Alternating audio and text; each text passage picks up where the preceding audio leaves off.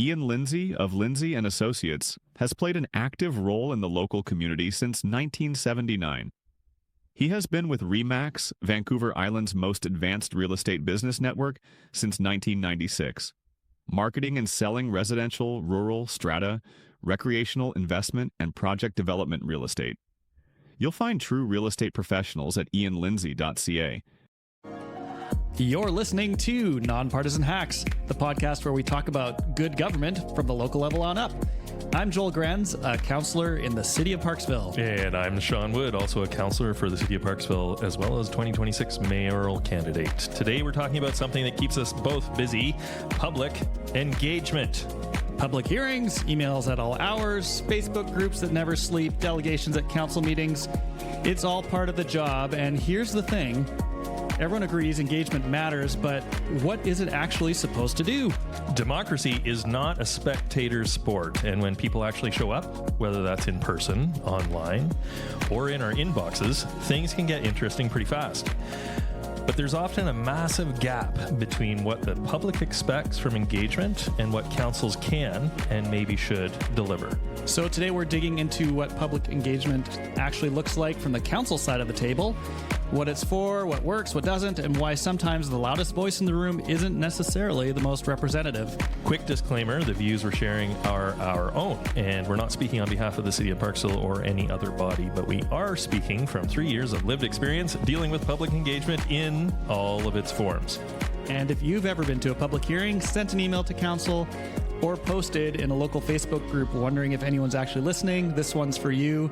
And I don't know actually how many people send emails to council. It seems to be not that many in my experience. Now, having done this 3 years, most people don't pay that much attention to local government, which is, we think, a little unfortunate. We want people to be engaged with their local community as much as possible, especially in a positive way. You know, part of that comes down to, and we didn't run the stats on this, Joel Grenz, but I'll bet if we looked at engagement in elections, federal and provincial probably beat out local government for percentage of engagement. I would say so.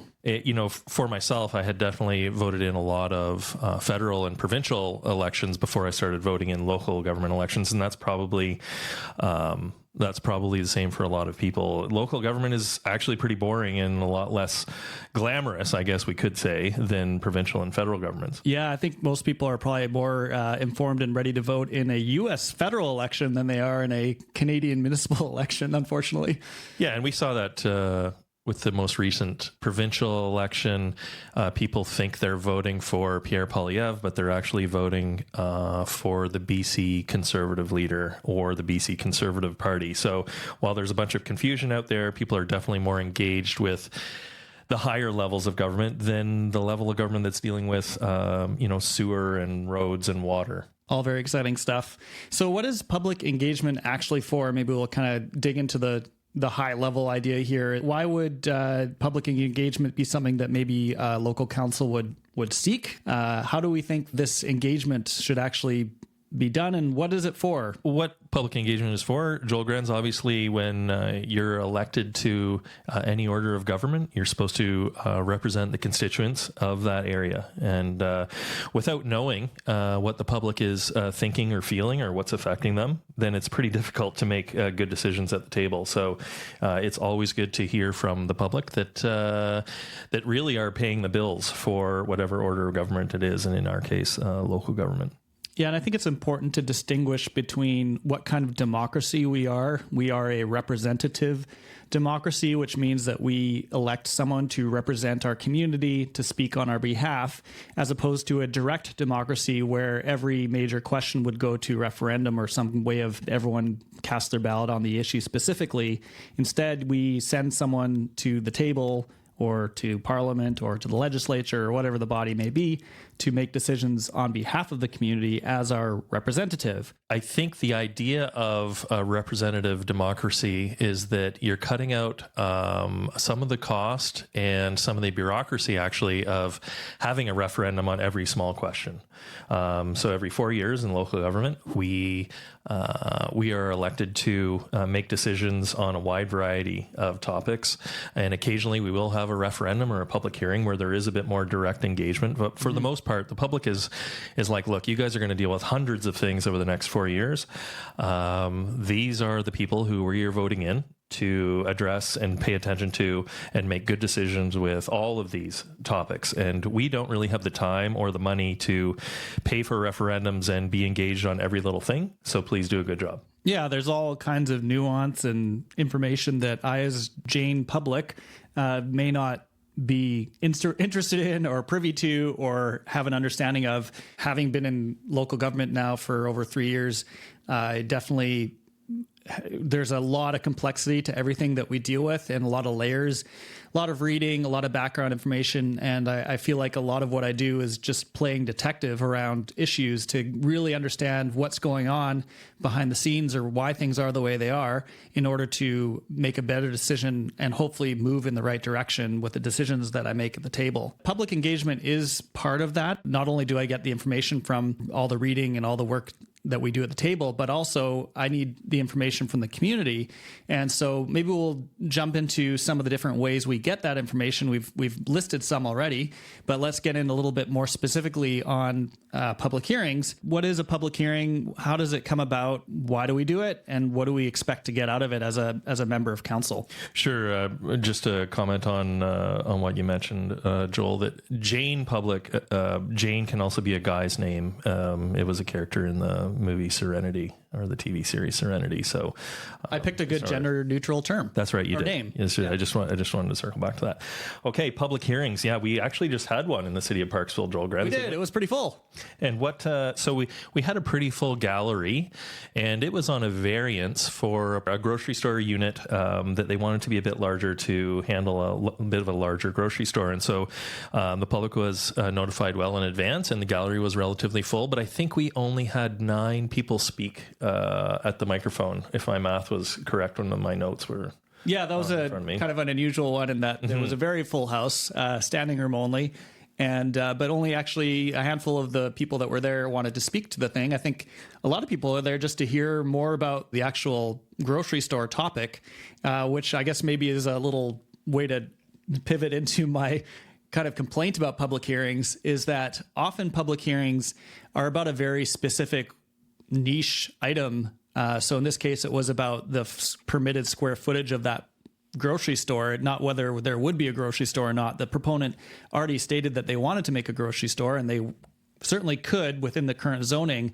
It's just they wanted to have the square footage calculation to be a bit different than what it would have been under the zoning and needed a variance for that. And so that also required there to be a public hearing.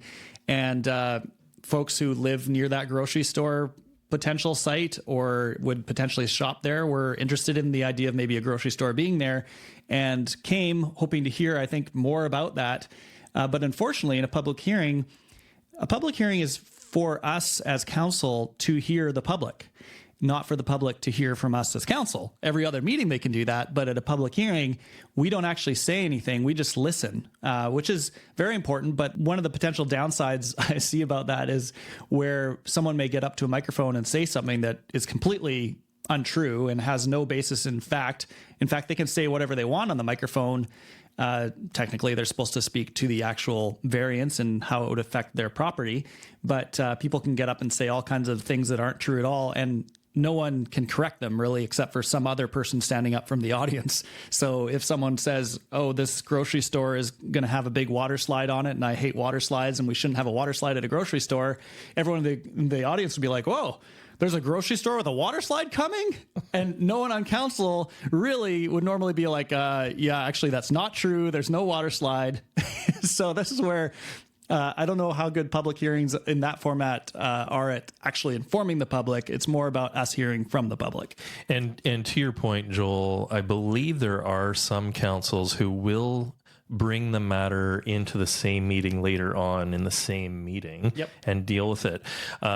One of the reasons I believe we do not do that is because we as council, there's a bit of a cutoff. After the public hearing is over, we do not receive any more information about that topic, and then we have time to deliberate, get things kind of straight in our own heads as to what we heard, and we don't deal with that topic until the next meeting or the meeting following. And that's the reason why we don't deal with it in that evening. And I think the public hearing that we saw on Monday was a bit of an outlier, because in our 3 years, Joel Grenz, I think we've seen public hearings on small things like, an overheight fence or a variance on setback for a fence or something. And we do have a public hearing where the chair calls for comments from the gallery, calling once, calling twice, calling 3 times, and no one is there. The crickets show up for those ones. The crickets show up. And so that's one kind that we've seen. And the other major kind is when it's a very divisive topic or a very large topic, and we see a full gallery, and there's almost not enough time at night or in the afternoon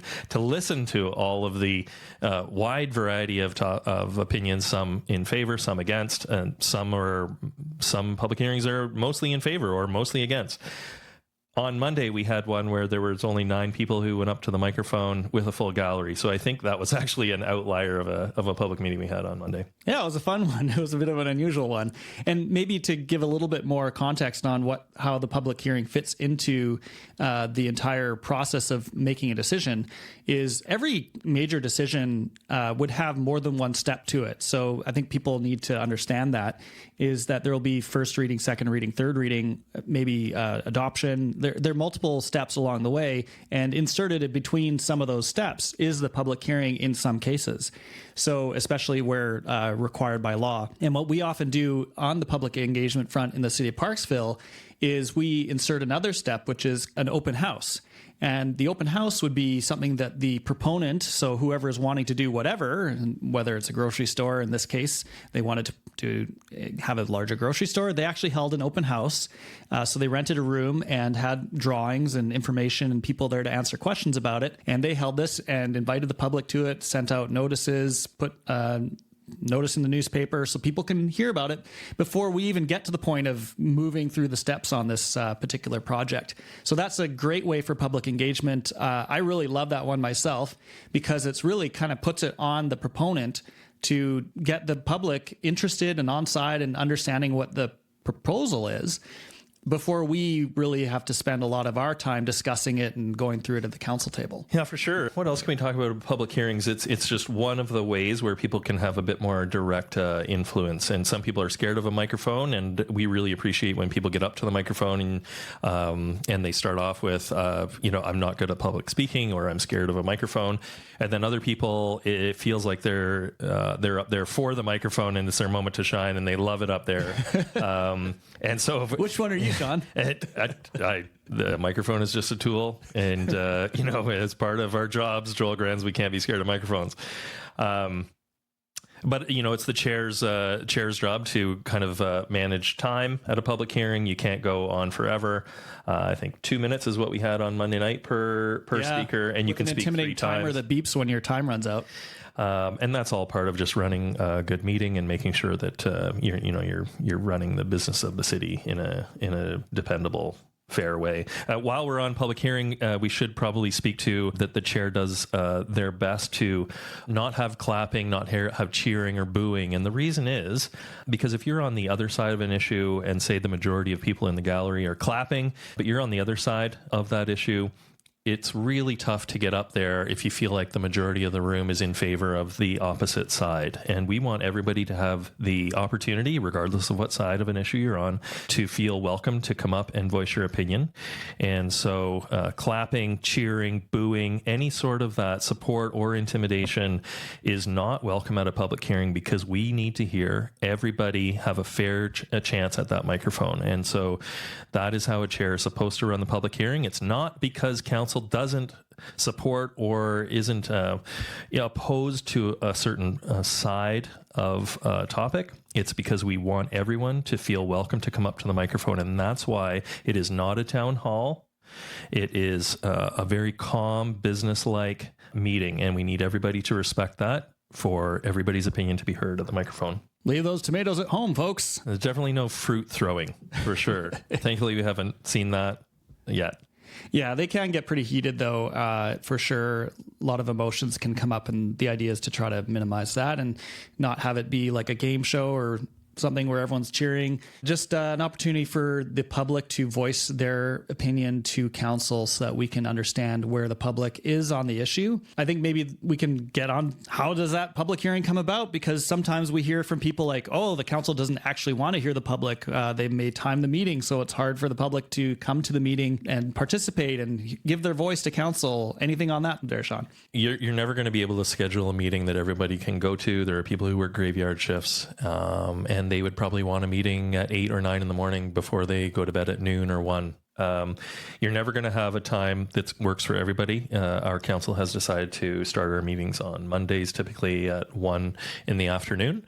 And for retired folks, that does allow them to get out to our meetings. And we do have one of the oldest populations in Canada here in Courtenay Alberni riding and Parksville, Qualicum Beach. And so that does work for a wide variety. You're never going to be able to accommodate everybody in person at a meeting, but we do take input on those public hearings aside from the microphone. Joel Grenz, what other ways do we get input on a specific topic like that? Even if you want to speak to a public hearing and you can't make it to that actual date and time, you can still watch it, in our case, on YouTube. And that's what a lot of the councils will do, is they'll have every meeting and public hearing is broadcast on some video platform. But you can also reach out to council.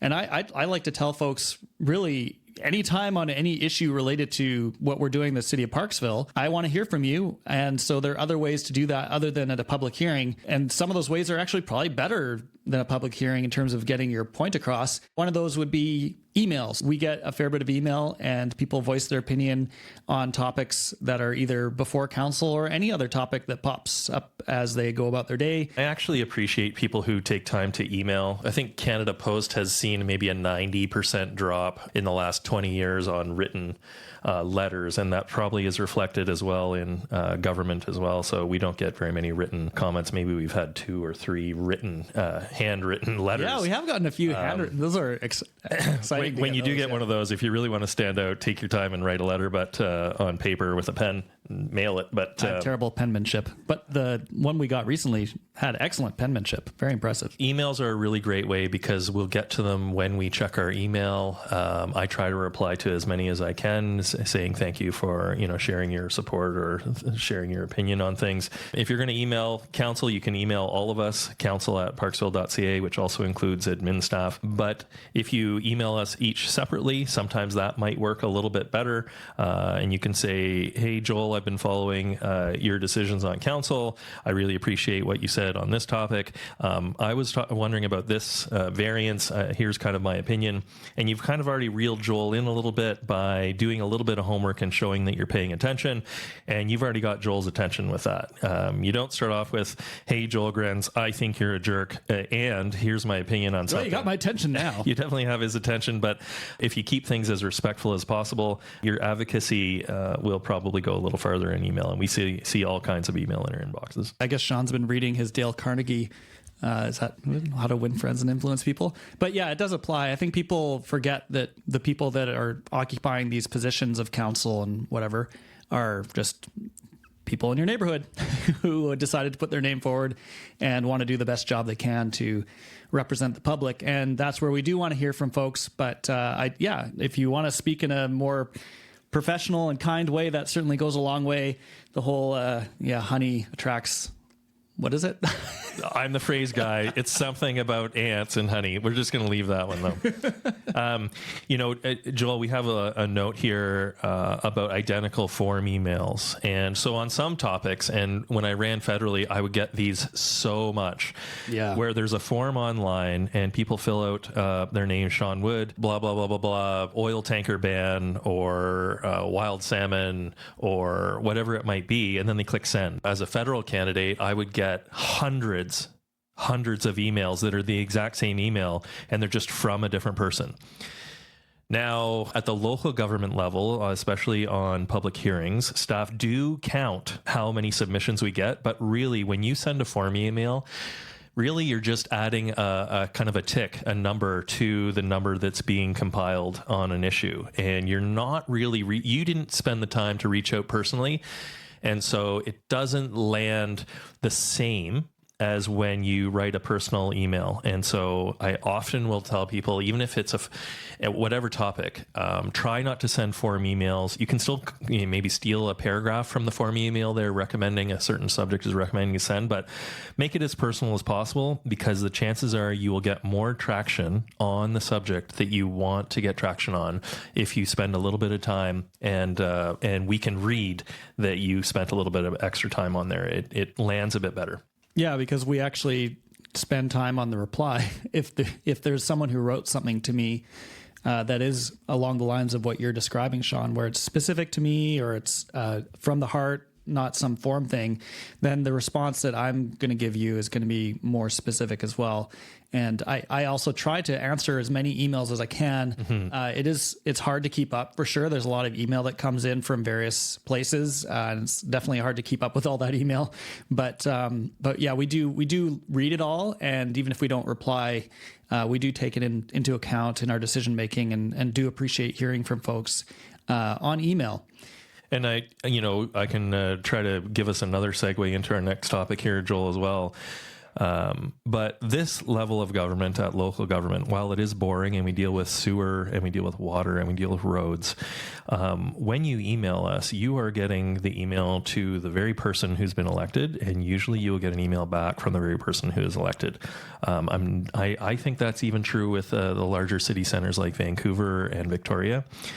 When you're emailing provincial or federal elected officials, they will often have staff who handle it. And so we are, like I say, the front lines. Like we say, Joel Granz, we're the front lines, and you're dealing with the person themselves. We do not have staff. And so that is one of the special things about local government, is you're dealing with the person themselves. And I think we should all be thankful that that is how local government is, and ideally that's how provincial and federal government is as well. But they just have too many ways of correspondence, and they also are very, very busy people. Not that we are not busy, but be thankful that you're getting the right person, the very person, and they'll reply to you. We just talked about email and how that's an effective way. Maybe talk about some of the less effective ways. Now's our talk about Facebook groups. Well, we also have, we have Facebook, social media, and coffee chats in our little agenda. Well, coffee chats is a good one, I think. But coffee chats is exceptionally good. Yeah. Let's. We're sticking on the good ones. Okay. Let's talk about that before we get down into social media. Both Joel Grenz and I are not scared to meet anyone for a coffee, and it is a really great way to have honest conversations with people and actually build relationships with us, or us building relationships with constituents. People are respectful in person, much more so than we see online. Many people don't want to meet for a coffee for whatever reason, but many people do. And Joel and I will both, and most of council probably will make time for you. So if you really want to gain some traction on a certain topic, feel free to reach out and ask for a coffee. And I think most mayor and council will meet you for one. Okay, now let's get to Facebook and social media. Joel Grenz, are most people super respectful on social media, Joel Grenz? Oh yeah, for sure. Mm-hmm. Yeah. Mm-hmm. This is where all the friendly voices come out, and extra, careful about how they say things. Mm-hmm. Especially the anonymous posts and people who have pseudonyms that they use to post. Yeah. Right. Yeah. I have like 20 Facebook accounts that I can use to. I knew it. I knew it. I actually don't. But in our area, there was someone who got into big trouble because he wrote under a pseudonym to the local letter to the editor. Warren Patenko. You remember the pseudonym, and that was the source of some controversy because he was writing under someone else's name, even though he was the elected official he was writing about. This happens probably all the time now on Facebook, where what was a big controversy with these letters to the editor. Today, every post on Facebook could be from someone who is not the person they say they are. If I could give a weighting to each of the ways to correspond with your elected officials, ranting on social media is probably weighted the least, because it's the lowest effort, lowest bar to vent your frustration. And I think most mayor and council here in Parksville, we do read Facebook. We just don't engage with every comment, because we'd probably never get anything done if we tried to do that. For me, it comes back to respectful engagement. If you're trolling or kind of raging on social media, it makes me wonder, how much kind of community engagement do you actually do? Or are you kind of in a dark room with a screen and you're just typing away so that you feel better, that you let someone know, or do you really want to get some traction on a certain topic, and have you reached out with email or a phone call or a coffee? Yeah, Facebook seems to be a great place to vent and maybe make yourself feel important. The goal is to be involved in the community and not think that Facebook is the equivalent of being involved in the community. Just because you're posting in a group that's, called city name rants and raves or whatever, doesn't mean that you are actually involved. And, we're human beings who benefit from interacting in person, ideally using the maximum number of our senses as possible. Maybe don't taste your friends, but it's better to see them in person and be in the same space physically as they are, as opposed to on Facebook, which is not a way to get that human connection that we all need. And so get involved in the community, and then you'll understand more about how things go on, hopefully be a little less frustrated, hopefully feel like you've got a role to play in making the community a better place, instead of just posting your thoughts on Facebook, which maybe makes you feel smart for a few minutes or get some dopamine when someone clicks like on your comment. But I encourage folks to get involved beyond that.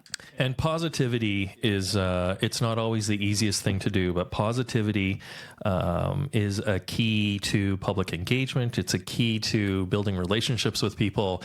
You can imagine at any a level of government, and local government is included in that it's very easy to be negative and see all the problems. And we do see problems, of course, but at the same time, I think part of being elected is to be as positive as possible. And hopefully that positivity affects the community. And when we see positivity out in the community, we love to see that as well.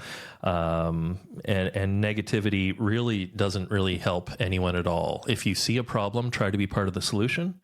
And just constant negativity or raging is really not a net positive on any of the subjects. For anybody, including yourself. Yeah. I do occasionally browse through comments because I do want to see what people are thinking about things, and it does also inform my decision making.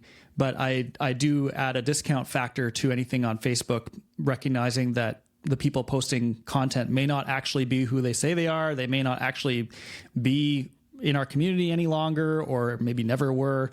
So we have to put that all in context. Whereas if I get a coffee chat where I hear directly from someone, or I'm at a public event where I speak to people there, then I'm getting what I feel is better information that really helps me in my decision making. So we've been talking a little bit about, so what doesn't work? What does work, Sean? The money question: what makes a difference? What kind of public input have genuinely changed a council decision you've seen or been part of? Anything come to mind? When people reach out to me for a coffee, if people give me a call, our phone numbers are out there publicly. And when people write a respectful email, those people are saying to me, if I read between the lines, that they care about the subject, they care to be respectful about the subject. They probably have a good positive influence in their group in the community. And I want to pay attention to what they're saying. And I want to see if I can give them some good feedback on that, or see if I can run with their concern. I would definitely recommend to be respectful, be positive, be as personal as possible, whether it's a coffee or a phone call or an email, and then you'll get the most traction probably. The opposite side of that is to post anonymously that you raged about some topic, and that will get you very little traction because we don't even know who you are. And there's also some political considerations that may come into play too, where people may be looking to undermine someone electorally as opposed to actually caring about that issue. And so it's something to be mindful of, especially as we get closer, which is we are right now, as we're getting closer to an election. And so people may start speaking up about issues more because they want to make someone look bad, as opposed to their actual true feelings about that issue. So it's something to be mindful about as well. And I'm trying to be mindful myself in terms of how I tackle the issues to make sure that I'm thinking from the perspective of the long term of the community and not the short term of my political re-election prospects. If we look at the difference between, being heard versus getting your preferred outcome, maybe we talk a little bit about that, because council does want to hear from folks, but that doesn't mean we're going to do exactly what it is that people say we should do. We've already talked a little bit about how we have some more information than other people do. And so there is a role for us to explain to people as well. So it's a two-way conversation. So we're not just taking in information from the public, we're also giving information back to the public so that they understand what it is that we have, what the lay of the land is on the decisions that we have to make, because people won't know a lot of the background. So I do try to fill those gaps in for people when they come to me to talk about things. And I can explain to them, well, this is why, there's provincial legislation maybe that means we have to do it this way. And so we're trying to work within the confines of that. And so then people will be like, oh, okay. And now I understand. And that's I think a role as well in terms of the public engagement piece.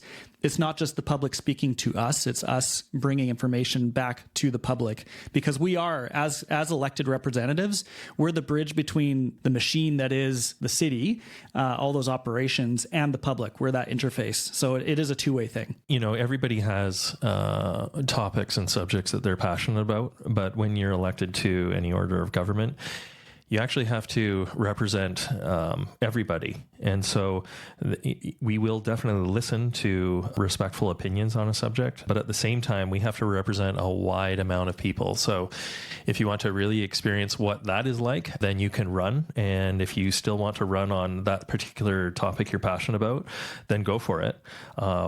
If and when you're elected, you will have to represent everybody. And so that is the difference between, one specific topic that someone is passionate about and being elected to represent everybody who you're elected to represent. Often people will think that if the decision doesn't go the way they wanted to, they'll say, oh, the council or the whatever didn't listen to us. They didn't engage enough. They didn't take in the input from the public. While that's entirely possible, we actually have lots of opportunities to hear from the public. So generally speaking, in my experience, if something doesn't go the way a lot of people wanted it to go, it's not because we didn't listen to people. It's because we had to make a different decision, or I made a different decision based on what I think is actually in the best interest of the community. It's not a paternalistic thing. It's a thing about where I may have some more information than the public does, and sometimes have to make the tough decisions. And hopefully you would expect that your representative would make tough decisions that are in the interest of the long-term success of that community, even if it's not necessarily the popular thing to do. And that's where it's important to maintain, as part of this public engagement, rapport and trust with the community, so that hopefully they feel like you actually do listen, and then when you don't necessarily do what they want you to do, they will give you the leeway you need to make the proper choice on all of our behalf. Yeah, absolutely. Now, where are we, Joel Grenz, on this agenda here? What is next? Motion to extend the agenda. A seconding for discussion. So let's talk about making engagement actually work. If we were to boil it down into what one thing any council could do better when it comes to engaging the public, what comes to mind based on your 3 years of experience now, Sean? How can council do a better job of engaging with the public? One thing we hear about, Joel Grenz, and the mayor did it a little bit at the beginning of the term, but is to kind of have like a public input period in a meeting. And we've seen it be relatively problematic because, everybody has a certain topic that they're passionate about. And so some councils have said you can approach the microphone during a regular council meeting if it's on a topic that's on the agenda. And hopefully that kind of narrows it down as to what people are going to speak to. Some councils allow for any comments on any topic. And then, say, the town of Qualicum Beach, they allow for a public input at committees of the whole that are on a separate day and time than their regular meeting. In general, and I watch a lot of these, in general, it often seems like it is just a member of the public who want their time on a microphone, but I don't think it weighs any more than us getting a respectful email or phone call or going out for coffee with someone. Yeah, you got your time on the microphone, and that costs staff time and council time and city time and all that stuff. I'm not sure that being on a microphone adds any weight to your comments. Individuals on the microphone. I've seen that in councils as well. We both watch other council meetings, and you'll get where there's kind of the same person coming meeting after meeting and speaking. And it feels like that microphone becomes more there for that person as opposed to being there for council to hear from people.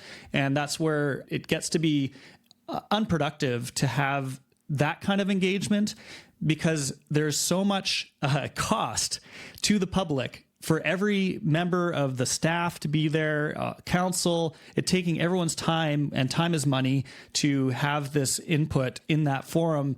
There are plenty of outlets for that. We've gone through a bunch of them here, and those are really, really good ways to get the ear of council that don't involve the costly aspect of having staff having to be in the room at the same time. There are many ways to reach out to council with your thoughts, and we are there to listen to them. And maybe that microphone in the council meeting isn't always the best way. If you've ever been to an all candidates meeting where they take questions from the public, for example, a well-run one, the person walking around with the microphone will hold the microphone. They will not give the microphone to the person who's going to ask the question. And there's a very good reason for that. Once you hand the microphone over to that person who's going to ask the question, you don't know when you're going to get it back. A well-run run will hold the microphone, and they'll be able to take the microphone away once the question is done. Sir, would you like to run for this? You could be at the other side of this microphone, maybe, if you have important things you want to say. You could run yourself to be on council. That was the segue that I was going to go to, Joel Grenz, is that if you really like a microphone, and if you think that's your thing, there are elections very often. You can do a podcast. There are elections very often. To run for council for the city of Parksville, you need 2 signatures. Fill out the form. Run. You will see a microphone very often during the campaign, and if you're elected, you will see a microphone very often during your term. So if you like a microphone, that is the best way to get a lot of mic time. Get that microphone by running. Public engagement isn't broken, but it's widely misunderstood, Joel Grenz. Yeah, it works best when residents understand the system they're engaging with, and when governments are honest about what engagement can and cannot do. So hopefully we've shed some light on that a little bit here today. If there's one thing we hope you take away from this episode, it's that engagement matters. It really does. But effective engagement means showing up with respect, doing your homework, understanding the difference between being heard and getting your way, and recognizing that councillors are people too, as well as MLAs and MPs, people genuinely trying to make good decisions with imperfect information. And if you've ever engaged with your local council, whether that's by email, at a public hearing, or even just by paying attention, thank you. Democracy only works when people participate, even when it's messy sometimes. With that, we'll call it a wrap on this episode of Nonpartisan Hacks. We'd love to hear your thoughts on public engagement, whether you're an elected official, a frequent delegation attendee, or someone who's never set foot in a council chamber. Drop us a line at nonpartisanhacks.com. You can also find us on social media. Just search for Nonpartisan Hacks. And if you're not already subscribed, hey, now's a great time. We're on all the major podcast platforms, Apple Podcasts, Spotify, wherever you get your podcasts. If you found this episode helpful, or you think someone else you know would benefit from hearing it, please share it. Word of mouth is how shows like ours grow, and we genuinely appreciate every listener who takes time to spread the word.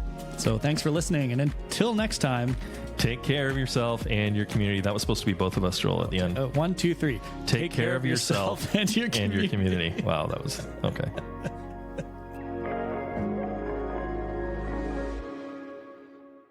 Ian Lindsay of Lindsay and Associates has played an active role in the local community since 1979.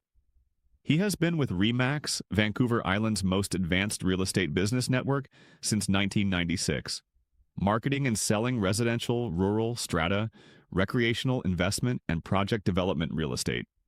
You'll find true real estate professionals at ianlindsay.ca.